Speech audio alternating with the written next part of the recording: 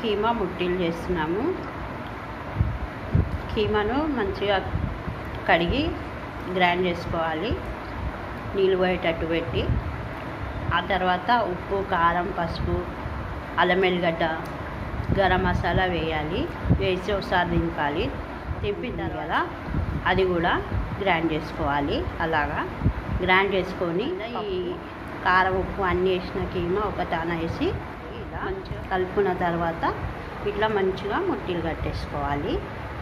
ముట్టీలు కట్టి కొన్ని అయిన తర్వాత మంచిగా నూనె పెట్టి వేపుకోవాలి. అన్నీ కట్టి పెట్టి ఒకటేసారి ఇట్లా నూనెలో వేపుకోవాలి.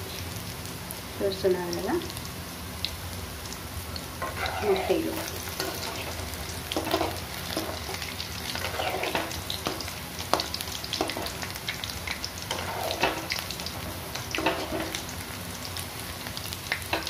ఒక 10-15 మినిట్స్ సిమ్లో పెడితే మంచిగా వేగిపోతాయి.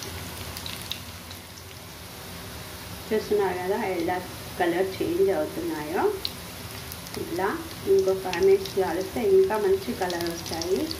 Thanks for watching. మా ఛానల్ సబ్స్క్రైబ్ చేయండి, షేర్ చేయండి, మంచి కామెంట్స్ పెట్టండి, లైక్ చేయండి.